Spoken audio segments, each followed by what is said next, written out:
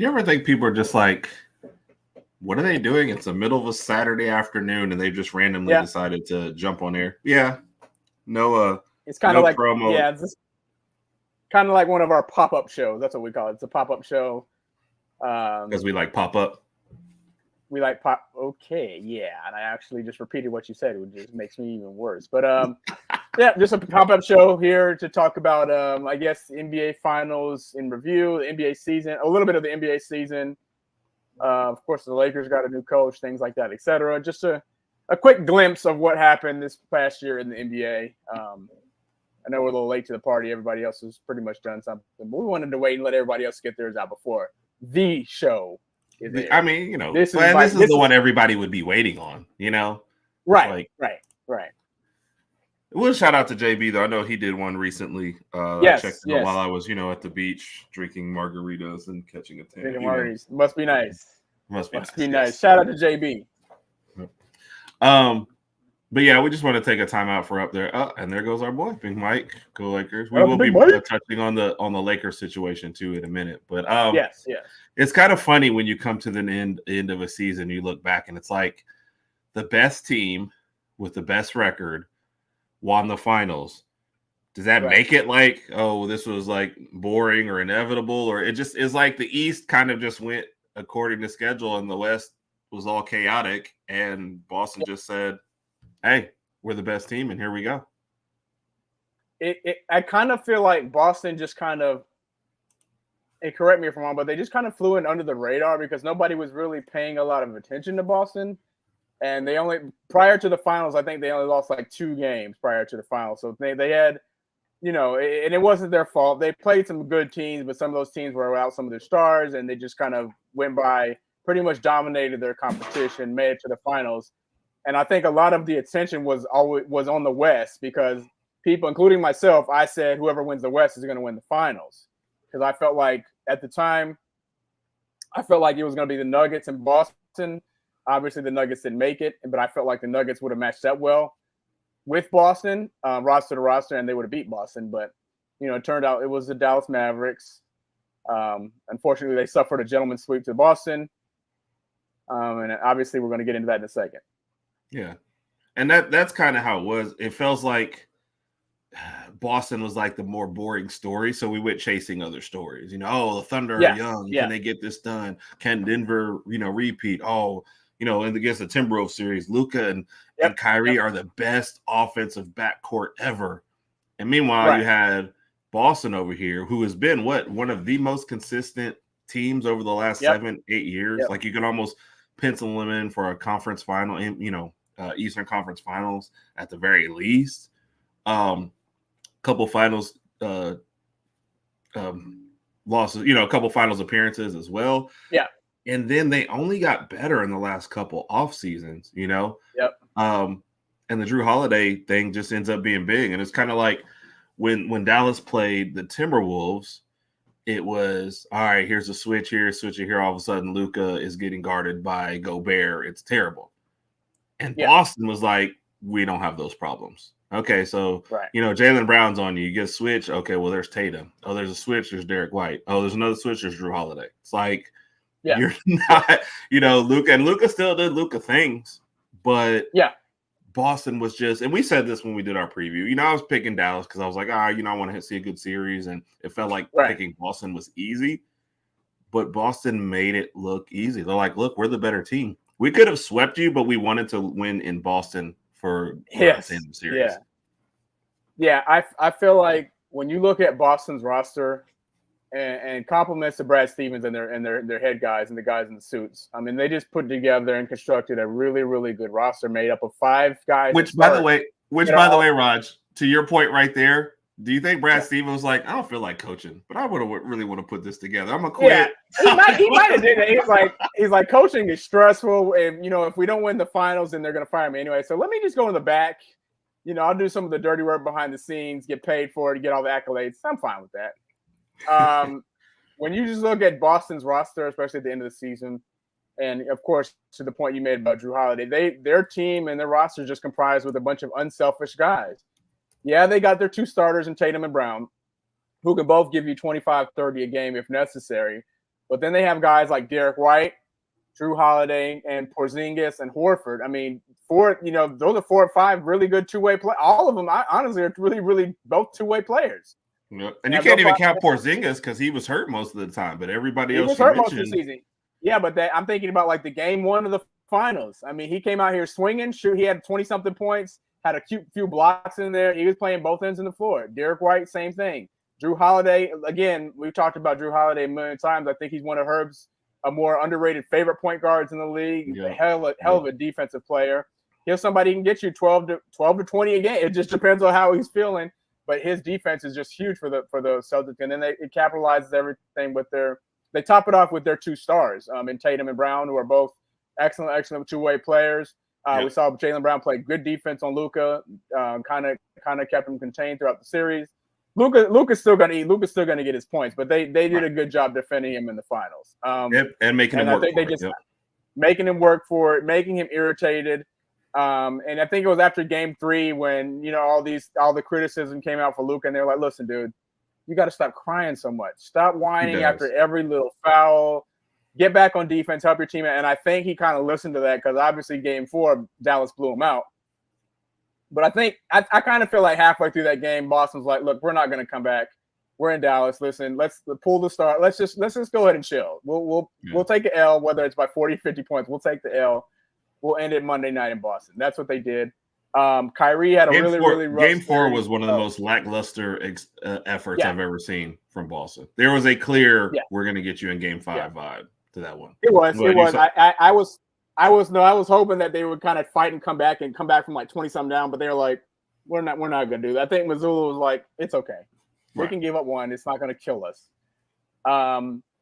What did you think about Kyrie's performance or lack thereof? Was it the Boston crowd that was really, really getting to him, or was it just, do you attribute it just to bad shooting, or what do you think happened there? Isn't it interesting that young Kyrie, I don't think, let any of that kind of stuff affect him, and he just didn't care, and he said and did. And it's like, as he's matured, and he's admitted several times that he handled the Boston thing terribly. Yeah. It's like that's how he's been. But I think people need to go back and look. Kyrie didn't play well in the Thunder series either. There was plenty of 10 and 12-point games and stuff like that. Difference is their defense was so good, they were able to hold the Thunder down, and they just need Luka's stuff and maybe some key things. And PJ Washington had a good series. You get to this one, and now it's like, look, especially coming off the Timberwolves series and all the hyperbole that the best offensive backcourt ever. You can't have the series that Kyrie had. You can't. And look. We already mentioned Boston is littered with great defenders, right? They close out, they do it. But you can't have the series that you had there get to the finals and have that series and people still want to be like, oh, he's one of the best there. No, you got to perform when it's time. Right. And they needed that, but they also, they were going to need more than that. I'm not sure if Kyrie and Luka average 60 points a game in this series, that Boston doesn't still win. They're just – I told you this when we were watching JB's show. And he had a Boston Celtics fan on there. I apologize, I forgot her name. But, she actually picked it Boston in 5. And I was like, she's being a homer. And I was like, oh, okay, or maybe it's just Boston in 5. That's fine. But when they did a fun little one that I liked. They was like, let's rank the players in the series. And it went Luka, Tatum, Brown, Kyrie. And the next 3 players were Boston players. And I was like, that's where the game's going to be won. Your stars will be stars, but they're going to win on the second. But going back to your original question, Kyrie wasn't the 4th best player at times. And, you got to have more. Now, does that, going forward, they probably just need a little more tweaking. Some of their better guys are either Lively as a freshman or PJ Washington just got there, so give them time. But Boston's a better team, and I don't think they're going anywhere. Yep.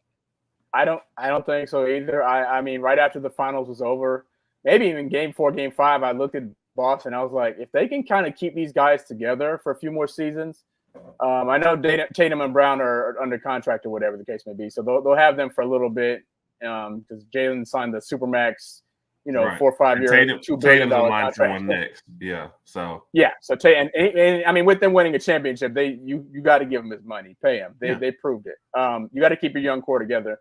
My question marks maybe Al Horford. I know Al Horford's a little older, 30, if I had to guess, 34, 35, 36.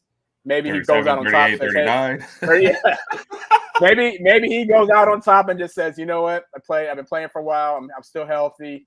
Finally got that championship that's been evading me for a long time. Maybe he goes out. He's 38. I think another 38. I was way off. 38. His birthday is one day after mine, so he's on June 3rd. Right. Which explains why he's so great. But go ahead. And Derek White, you're going to keep him. And then another question mark is Porzingis. It's not whether you want to keep him, but health. I mean, and this is something that you and I have discussed over the years. It's just, when is he going to go down? How long is he going to be healthy? Can you keep him and hold on to him for the majority of the regular season, but then still get that 1 or 2 seed? And then how is he going to be in the playoffs? Because it's kind of like the Kawhi Leonard effect. It's like he can stay healthy in the regular season, but eventually, he is going to get hurt. It just so happens that he got hurt in the finals this year, missed 1 or 2 games, but the Celtics still played good enough to kind of stay afloat without him. He looked like a luxury for them. Basically, yeah. So I think if you look at the East, of course, the 76ers are going to try to pick up some guys in the offseason. Some teams are going to make some changes in the East, but we got to go ahead and say Boston's going to be the number 1 team in the East going into next year. And we can go ahead and take a look at that if you want to. Say hello to Kat real quick. Happy weekend, Kat. Shout out to Kat. What's going on, Kat? Thank you for joining us on this weekend. So to address a couple of your points real quick, and then we'll go into teams, since that's kind of where we needed to head anyway. Al Horford said he's going to be back next year. Porzingis, you're not really sure what you're going to get. They're trying to sign Derek White to an extension, and Tatum's also eligible for extension. But I don't. They'll probably just pay the luxury taxes or whatever and keep that team together. You look at who's next in line. My next team in the East would probably be the Knicks.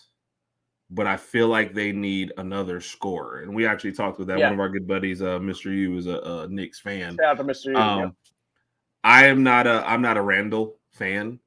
I would rather have a better scoring wing. I feel like he's more of a ball stopping one and ISO guy, and he's not very great at Julius it. Randle is very ball dominant. Yes. Yeah. Once he gets the ball, he wants to bang down low and get his little two. But I agree with you there.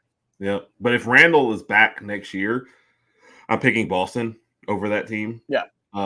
Without somebody that I like better score, and they might be the number one, the next one. Philly is interesting because it's not only Embiid's healthy, his health, but who is their third person that they pick up? They've been talking about getting Paul George as one of their guys. They've said they're open to Jimmy Butler, which I don't even know if that's a good move, because I think Jimmy Butler has surpassed AD as one of the most hurt people. We just give him more credit, but I'm pretty sure he's unhealthier than him. So it's like that's my number 2 and 3 person. And I don't even want to talk about number 4 because they've made me so mad. So what do you think about that, Raj? Who's in 2nd and 3rd in the East, and do you want to address the 4th team? I would go with. I don't want to sleep on the Pacers. I kind of feel like they got here to the Eastern Conference Finals with a little bit of luck. They faced a few teams that had a few injuries, so they kind of got there with the help of that. The Knicks were very, very, very close. I think Brunson had an excellent season. Josh Hart, DiVincenzo, the Villanova trio, if you want to call them that, really, really helped out New York this year. Like you said, and I think what's the gentleman's name that was hurt from New York? OG Anunoby, I believe. Yeah, Anunoby, I think maybe he'd be healthier. He's maybe an OG. Things would have been different for him. OG. I don't want to put Philly at 2 because I don't even if they, let's just say hypothetically speaking, they do get Paul George. Paul George is getting up there in age. You kind of want to go after a younger player who is going to be healthy in the regular season and the playoffs. I don't know if they do that. And the question with Philly is, how much longer has Embiid got there? How much longer before his patience runs out and says, you know what, I did the best I could? Right. So the problem with that is, Raj, is he's ending too many years where when he's healthy, he's playing terribly in the playoffs, or B, he's not healthy. So if he's looking around the team and going, oh, it's their fault, they're looking back at him and going, bro, like, that last game that you and Harden played together the year before and y'all got eliminated, you guys combined for like 22, 24, like you're not there. Then last year, you're not healthy. You might say it's everything else, but we can't count on you. So I don't know. Right. With him and Maxey, you know how it is, Raj. If you get 2 really good players, you add a third to it, you've always got a shot. So if they add one more, they're not. Now, the gap between them and Boston, I still don't think is as tight as what it needs to be. but them getting to at least the conference finals is improved. You know what I mean? It's Boston's just in a spot right now, Raj, where if you go around the league right now and you take the best player off of every team, Boston is still like your number one seed easily. You know, if you take either of their, and you can maybe pick like Tatum as their best player, you know, for the longest time. Brown was their best playoff player. If they lose either one of those for an extended amount of time, the team that is left is still better than most teams out there at healthy. And if one of those teams loses somebody, Boston's head and shoulders above them. Yeah, and I think that's that kind of goes to how good the role players can step up for them. I mean, when you look at what they did in their finals, all of the role players did exactly what they needed to do. And even you and I even discussed like throughout the finals, like who do you think is going to be the finals MVP? Obviously, Jaylen Brown won him, but it could have gone. I could have seen where it could have gone to Tatum. If Porzingis had been healthy the whole series, Porzingis might have won that had he took a few more good games. Holiday had, he was the man for game 2. So, yeah, to your point, I think Boston's just going to be the number one team. I'll go with New York at number 2 if they can get that third guy that you mentioned of that wing. Right. I'm going to go with Cleveland at 3, and that's with them having keeping Donovan Mitchell. They just have so many questions. You know what I mean? They do. But I like Cleveland. I like Darius Garland as a point guard. I like Donovan Mitchell. I like their big man Allen and Mobley down low. They got a good team. Like I said, the question mark is Donovan Mitchell. I know that there have been rumors out there about certain teams trying to approach him. I don't know what people are willing to give up for him. He's injury prone as well. We've seen that this year. We've seen that a lot of years, to be honest with you. Yeah. So after Cleveland, I might go with Indy. I don't like Indiana. I'm not a Pacers fan, but Indiana is proven. I think Indiana can get that 4th spot next year. After that, it's just like I don't know where Philly and Miami are going to lie. Again, this goes back to health. Embiid, Butler. I don't know how healthy they're going to be. But as far as the top 4, I would go with those 4 in that order. Is it funny that we're just totally discounting the Bucks? Yeah, and listen, I think Herb and I were both happy. You and I were both happy when they got Damian Lillard because we both wanted Lillard out of Portland. He had been there long enough. Nothing's going to transpire. He's getting older. It's not going to happen. Fine. You go to Milwaukee, good signing, but defensively, you take a step back. And it just so happens that, unfortunately, Giannis was hurt for their series this year in the first round. So that didn't go their way. They lost. So, I mean, if you keep Giannis healthy and Damian Lillard healthy, they might make it to round 2, but are they beating Boston? Absolutely not. No. In order for that to happen, Lillard's going to have to average like 60 points a game or something like that, and it's just not going to happen. So, you know how I felt about it. I've said it a long time. I've been beating them up a lot. So I'll just say this: if you're going to trade out a guy like Jrue Holiday who gets you some good offense and plays excellent defense, your offense has to be excellent. If you're going to play zero defense, you got to hit 30 a game. On the looks you're getting. I didn't see that. I didn't see a commitment to defense. You guys got one coach fired. Doc Rivers, who I always thought was a bad hire, didn't make you any better. And then you had injuries on top of that on a team that didn't have the depth to make it. Your third best player is also injury prone. So it's just like, I don't know where that team is headed, but it's like the things that have to go right for the Bucks to win a championship next year is like all these things have to be perfect, right? You almost need an injury at Boston. You need like the Knicks to not get, a little bit better with an acquisition, right? You need the Cavs to fall apart. If Orlando gets some shooting, right, they're challenging you. The Pacers aren't going anywhere. Obviously they just need to maybe get at least one rim protector or something in there, somebody to play a little defense. All these things have to go just for you to get out of the East. And then I don't know that there's a team in the West that I'm putting up against the Bucks, and I'm like, guaranteed a championship contender, right? That I'm thinking, they could beat them in a. I mean, Raj, they lost to Memphis, and Memphis was like terrible this year. I feel like Milwaukee is with Lillard and Giannis healthy. Their ceiling is the second round of the playoffs, and depending on who they play, they'll probably lose. That's the ceiling for Milwaukee. And I think with that being posed, like how much longer does Giannis just stay Milwaukee in his career there? Yes, he does have a championship. He signed an extension after they got Lillard, so they did make strides. But now he's got to be looking like this ain't working. Yeah, it's like. But again, here's what they're gonna say: you were hurt in the playoffs, and we lost. Yep. so you can't count this year against it. People always do these things, Raj, to find excuses. Oh, Giannis was hurt, and then Dame got hurt, so this doesn't count against us, right? And people go, okay, Right. we won't count this. You were No, not that great counts. before then. Yeah, Yeah. you weren't great before then. All that counts because when people look back on this, they're not going to care about who they're going to say, oh, Milwaukee only made the round one, they got bounced. That's it. Doesn't matter who was hurt, who was healthy. Y'all didn't make it past round one. That's all people are going to remember. So. Right. So that's kind of how the East shakes out. Definitely looks like Boston. We have a little differing on second or third, but I think we both agree if anyone in the East, if every team in the East comes back next year the exact way they are this year, Boston's winning the East again. Boston's winning the East, yes. Yeah. Okay. I agree. So yeah. Everybody's got to look at it like you got some work to do. Yeah. Now to the West. And was it you that asked me this? Like, what are we were on that show, and what are Dallas's chances of getting back to the finals? Not great. I asked you.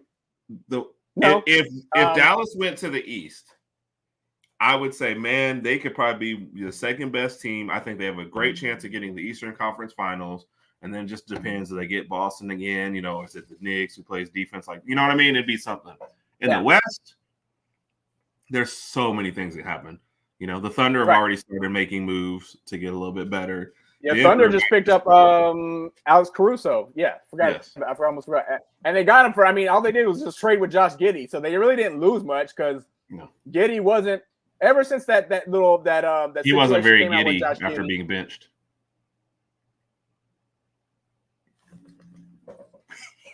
That was so lame, but it was funny.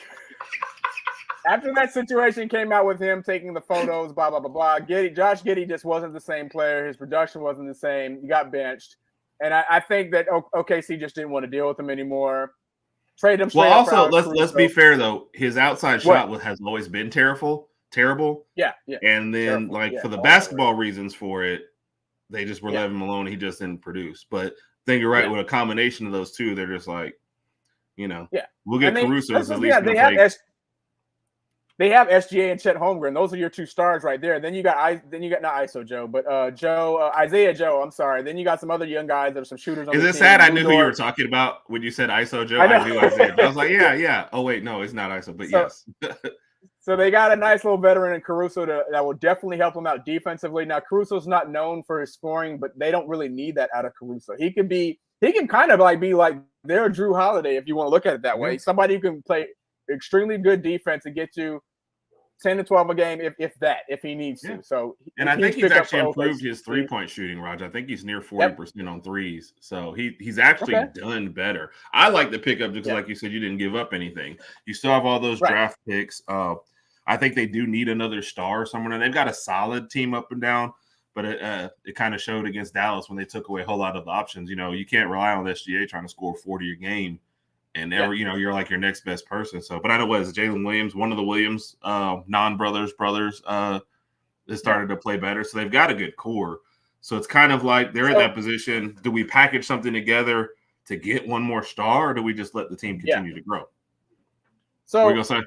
Before I answer that question, what was Chicago thinking for the trade? I think they're just thinking, listen, we don't know when or if Lonzo Ball is going to be back. And we need a point guard. I think that's what they were thinking. But he's not like Lonzo Ball. I think what people forget, one reason why they've kind of held this team together in mediocrity is they were pretty good when Ball was actually out there. And he pushes the pace and one of the better players, and his shot had improved. Giddey to me is not one. I feel like he's a little bit slower paced, bigger body, but I don't. Yeah.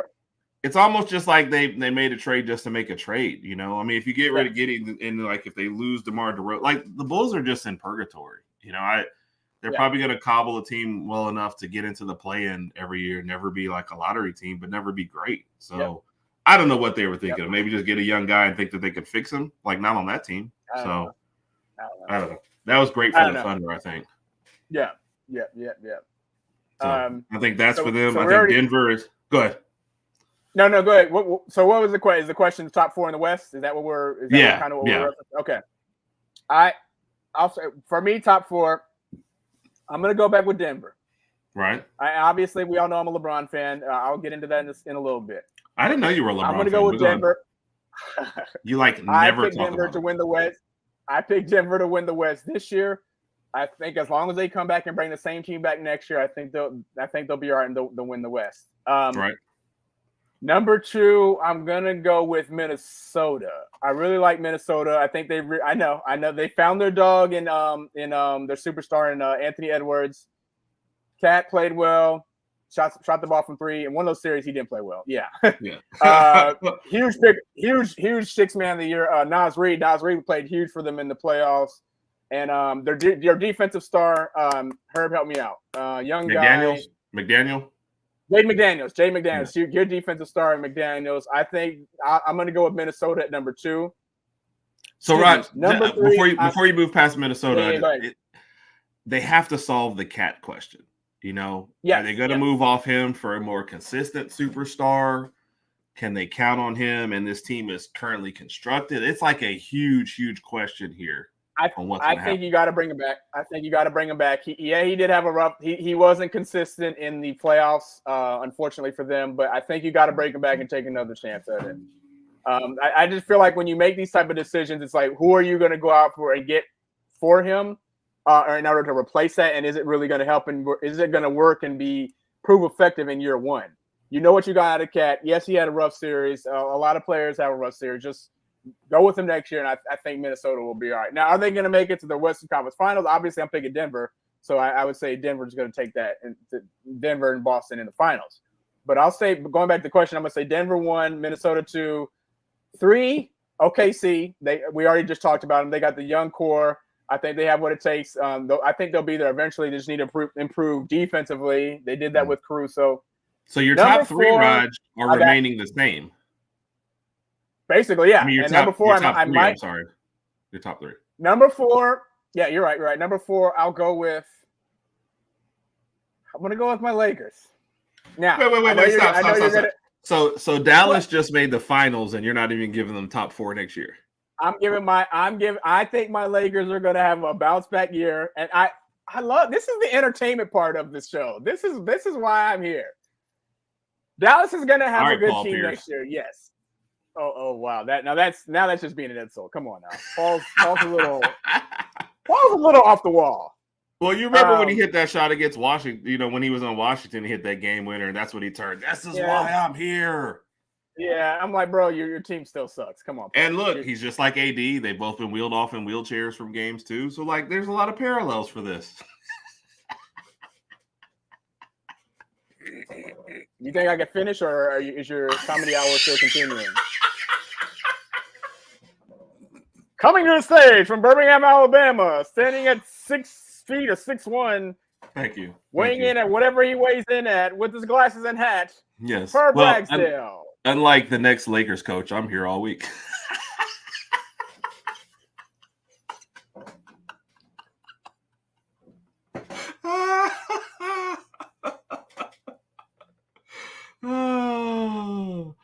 With our next coach, the next Lakers coach, James Reddick.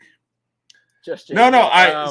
Like, on a serious note, with Reddick as coach, I do feel like the Lakers can repeat as in-season tournament champs. So, I think that will be great for them. I'm not sure I'd put them up against the Sparks though right now. They did lose Cameron Brink. She did tear her ACL. I'm gonna go grab a margarita from Uncle Julio before finish. I'm sorry. You were talking about number 4 in the West. The kids aren't here. I can get out the house. I don't have to be here. This is wasting my time right now. So, all right, you were saying something about the 4 seed. I'm sorry. Go ahead. Big Mike, I'm sorry for what Herb's doing. We got a new coach, and this might, and I don't know if we wanted to talk about you just want to talk about the Lakers right now, or what do you want to do? We can do both. We can do both. Yeah. Okay. I say the Lakers finish at the 4th seed. It's going to be, of course, it's going to be heavily dependent on LeBron and AD staying healthy. We have the 17th pick in the draft, and with me saying the 17th pick in the draft, I'm not saying we're going to select somebody who's going to absolutely change the team. I don't know what their eye is there. Bronny will be available. I don't think that's the pick they need to make. I think you need to pick the best available at 17. I would like a good young small forward shooting guard to get there if possible. I'm not well versed in this year's NBA draft, which is coming up like next week. I have to take a deep dive into it. I've looked at some names, and some of these guys are European guys I've never heard of. Then you got the guys from Kentucky and Dillingham and Shepherd. Obviously, Bronny's out there. Isaiah Collier. There's a bunch of names out there. All right, Rod. That's for another real quick, just to give you something to talk about. I got 2 mock drafts up here, 2 random ones. So first 2 I clicked on. The first one has them picking Zach Edey. The second one has them picking Tristan da Silva from Colorado, who's already 23, by the way. All right. Now, the Zach Edey one is interesting, and I'll say this. I thought about that, and I thought how he would fit into the Lakers. Mm-hmm. You put him in the middle, obviously he's gonna protect the rim. We know that. He can protect the rim. If you put him down low, he can do some damage down low. Obviously, he's not shooting threes like a lot of big men in today's NBA. He's not doing that. So would he help the team? Yeah, I mean, he'll help with the defense, and he can get you 15 to 20 a game down low, just doing his down low, and he's not a bad free throw shooter. So he would help defensively, help protect the rim. I don't think it's a bad decision. The other gentleman from Colorado, Tristan da Silva, I'd have to take a look at him to see, watch some YouTube videos, look at his stats to get a better read on him. Yeah. I think the big question mark with the Lakers is of course, LeBron AD's health, and how is JJ Redick going to do in year 1? As far as the hiring, honestly, I don't think option-wise, I don't think it could have gone any worse or any better. I mean, obviously, I think when the decisions were first being made, they wanted Ty Lue. Ty Lue signed with the Clippers. That was off the board. So let's address these in order. What is Ty Lue like? If you're Ty Lue, do you think he likes the Clippers? He likes kind of them a little more under the radar. Is not ready for the LA spotlight. What do you think with that? And do you want him as your coach? If I was the Lakers, yes, I would want him with my coach because he's coached LeBron. He coached LeBron to the 2016 NBA Final Championship. I think that with that being said, I also think he knows that there's a big basket to carry with coaching LeBron. Yes. And I don't know if he's experienced that on both sides, the good, the bad, and the ugly. And I don't know if he wants to do that again. And I think he's saying in the Clippers that we do have a good team here, and hopefully Kawhi Leonard could stay healthy enough for us to actually make a deep run in the playoffs. Me and you, I don't think that's going to happen. I think the Clippers make it. If they make, repeat your point that you've been making about Kawhi Leonard. I think that's because you've said this for a while. Great regular season player, but he's not reliable for the playoffs. Availability. And what do you think about his knee? Oh, I think his knee situation is much worse than what we're hearing on our end. I don't know if surgery is going to be involved, but I just think it's really bad. And I think he's only good for a few regular season games. Long term, he's just not. He's a liability because you're going to rely heavily on him because let's be honest, out of all players all the time, he's one of the best two-way players, basketball players we've ever seen when healthy. But ever since he left San Antonio, he had his one good year in Toronto. But since he's been with the Clippers, his knee situation, and I don't know to the extreme of whatever is going on with him, but I think it's really, really bad. I think it is going to require maybe season injury surgery coming up in the next few months. Again, I don't know. I don't talk to Shams. I don't talk to Woj and Brian Winders. I don't know all that, but I think it's worse than what we what we know of. So, I don't think y'all have enough money for all that. I don't know. Speaking of Wiseman, remember when he came to the Warriors and that didn't work out? Then he went to wherever he went to. I think he went to Detroit. Right, yeah. And apparently his name has been popping up recently, like he's been playing pretty well. So we'll see about that. James Harden and LeBron James on the same team. Not that. There's only one basketball. That's a lot of dribbling for one basketball, and I just don't see that happening. Under this scenario, have you traded out AD to get James Harden? That's what I'm thinking. AD's gone. Based on what we said, obviously, if he's there, he's starting. So, and then having Bronny and James Harden, I don't know. That's With that being said, the Lakers get Redick. I think I'm fine with it. His basketball IQ is pretty high. Obviously, he has a good rapport right now with LeBron. Hopefully, that doesn't change when the season starts. But I don't think you could have. Just again, for your options, I think he was the best available option. He was just making it was just a James joke. We missed that. We were actually analyzing that. We've caught that kind of late. And Dan Hurley was the second option, and I've already told Herb I think it was smart for Hurley to stay at UConn and continue to build there. I think I think that jumping from the college and in the NBA is two different type of monsters, and I don't think he's ready for that. So, looking forward to the Redick hiring. I hope he does good things with us. And that's my top 4 for the West. What do you? I know obviously the Lakers are not in your top 4 based on all your jokes, your 10 minutes of jokes that you threw at us, and you're still joking in your head. But right. I think I really am. I'm just trying to keep it down there. I think you got to go Denver for sure. Man, then it's just tough. I want to go Thunder at number 2. I feel like they're going to put together some. I think they're probably one of the deeper teams out there. So I think I want to put them at 2. I'm going to give Dallas 3 just because I feel like they maybe make one more move to help shore up that team. So I'll let them have the 3 spot. What is that one move Dallas needs to make? What do you think they need? They need a So here's the problem, because Tim Hardaway Jr. was thought to be the answer to this question. Yep. And it's like Tim Hardaway every 20 games will score you like 30 points and hit like 7 threes and then disappear for the next 30 games. But they need one reliable third person who they can say, like, look, man, if Luka's in foul trouble or Kyrie's on the bench and you're running the second unit, like a Jamal Crawford, I just need you to go out and hit buckets. I don't really need you to do a whole lot of and they don't need that third guy. They don't need that, to your point. They don't need the third guy to average 20, 30 a game. Like, dude, just keep us afloat while the other two are taking a break. That's all. Thank you. Yeah. And it'd help if they were a good outside shooter, because if they end up in the starting lineup or playing with those 2 guys, they need somebody to spot up. But they need somebody like Klay Thompson, a healthy. Oh no, Klay Thompson like 5 years ago, not Klay Thompson. Now. So that's the problem. So Rod, you bring up a point we weren't necessarily going to talk about, but you bring it's an excellent thing to get into. I think Klay wants money for past production, which I can't blame him as a player. But I agree. Klay that is out there right now, like you hear him like Orlando needs outside shooting, but you need consistent outside shooting, not Klay. The Lakers would love Klay from 5 years ago, but you don't give up big stuff to get Klay now. It's just like so many situations where you would think Cleveland could use a shooter.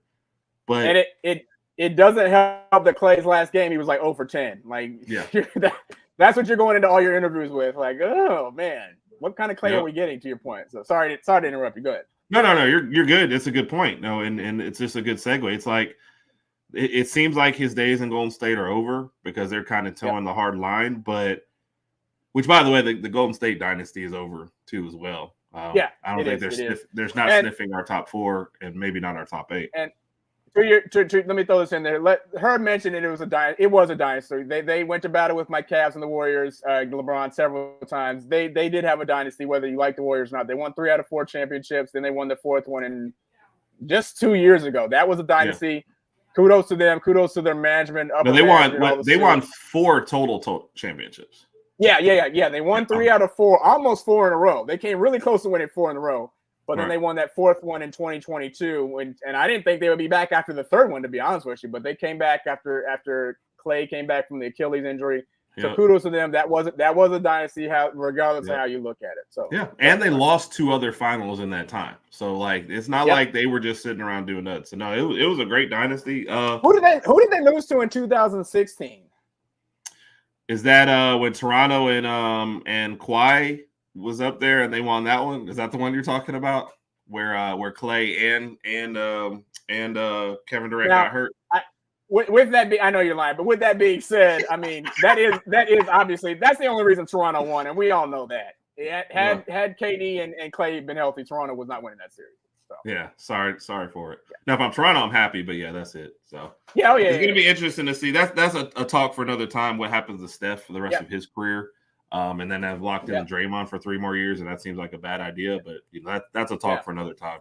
I think I'll give what I say: Denver, OKC, Dallas, and I'll give it to Minnesota in the 4th spot. Yeah. But there's a lot over there still to look out for because the Clippers, when healthy, what's Memphis gonna do? So those are interesting things. The Lakers, do they make one last push? Like the West is just loaded. You know what I mean? Yep. And so there's a lot going on there. So, all right, Raj. Before we turn it back to the finals and give them their kudos, let's. What grade do you give your team, the Lakers, for this past year? Okay. Oh, and this is counting the playoffs too, correct? Yeah. With I'd probably say C. And I'll say a C plus at that. We won the in-season tournament, and I know all those jokes are coming. That's fine. Back up. What were expectations for the year, and how does that play into your grade? What did you expect going into the year? For me, we're making it back to the Western Conference Finals. Those are my expectations. Okay. My expectations were that high because I knew I also felt like if we can keep our team healthy, if we can keep LeBron and AD healthy throughout the year, we can make it back there. Luckily, they were pretty much healthy. They missed 11 games. LeBron missed, and AD missed a number of games too. But for the most part, they were able to stay healthy and both had really, really productive years. AD was, I think, first team all defense. Right. LeBron was third team, I think, all NBA. But unfortunately, we ran into a buzzsaw in Denver, a team we had prior to the finals, we had lost like 9 or 10 in a row to them. They just have a better roster. They just had a better roster than us. And I give us a C plus because I still feel like if you go back to that first round playoff matchup with the Nuggets, we should have won at least 3 of those games. There was one, remember the one game 2, we were up by 20. We lost that one. And I think game 3, we were up with a certain amount of points, but we just gave up in the fourth quarter and gave it away. So had we made it to the second round, I'd bump us up to a B. But the first round exit wasn't the way I saw things going. So I'll give the Lakers a C plus. Hope they can do better next year. Which is interesting because we talked about matchups and we said which team could beat which team, and I feel like the Lakers would have had a better shot against all the other teams except Denver. Denver's like built to beat you guys, and the Timberwolves are built to beat Denver and Dallas. You know what I mean? It's had they played like OKC, had they played OKC, who was the 1 seed, I was like, they would have beat the Thunder because they beat the Thunder like 3 out of 4 games in the regular season, and they match up better with the Thunder, but they don't match up well with Denver. So it's weird, isn't it? That's very strange. Which team are you grading? The Bucks. So look, so this is interesting. I was a Bucks fan because they got Drew Holiday. I was a Dame fan, so I stuck with it. And I've never rooted for Boston, so it's hard for me to follow Drew to Boston. So I'll rank Bucks, but I don't know if I'm rooting for them next year, if that makes sense. I'm giving them a D minus. And it's not an F because first off, expectations were. Yeah, I was about to say, why not? A D minus is very close to an F. Like, why would you not just give them an F? Because they made the playoffs.